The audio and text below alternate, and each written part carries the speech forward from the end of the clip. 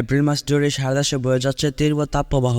এই তীব্র গরমে শরীরে কী কী ক্ষতি হতে পারে এবং কোন ধরনের খাবার খাবেন আজকের এই ভিডিওতে এই সম্পর্কে ধারণা দেওয়া হবে। তাহলে চলেন সম্পূর্ণ ভিডিওটি দেখে আসি। অসহনীয় গরমে বিপর্যস্ত হয়ে পড়ছে জনজীবন। এই সময়ে সবচেয়ে বেশি ঝুঁকি হচ্ছে হিট স্ট্রোকের। পরিবারের বয়স্ক অসুস্থ সদস্য এবং শিশুরা থাকেন সবচেয়ে বেশি ঝুঁকিতে। হিট স্ট্রোকের মূল কারণ পানি শূন্যতা।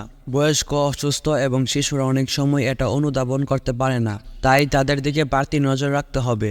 পাশাপাশি গরমের সঙ্গে পাল্লা দিয়ে বেড়ে চলছে ডায়রিয়ার প্রকোপ। এছাড়াও প্রচণ্ড গরমে জ্বর, কাশি, শ্বাসকষ্ট রোগ, নিউমোনিয়াম, পানিবাহিত টাইফয়েড এবং জন্ডিস এবং চর্মরোগ বা ফুসফুসের প্রকোপ অনেক বেড়ে যায়। হিট স্ট্রোকের লক্ষণ: অতিরিক্ত গরমে শরীরে তাপমাত্রা নিয়ন্ত্রণ ব্যবস্থা বন্ধ হয়ে গেলে তাকে হিট স্ট্রোক বলা হয়।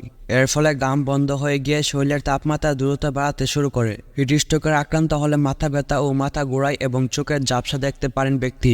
অস্বাভাবিক দুর্বলতা এবং মাংসের টান ও বমির অনুভব হয়। শেষ পর্যন্ত অজ্ঞান হয়ে যায় এবং খিঁচুনি হয়ে পড়ে। তাহলে চলেন এখন জেনে নিই তীব্র গরমে কোন ধরনের খাবার খাবেন।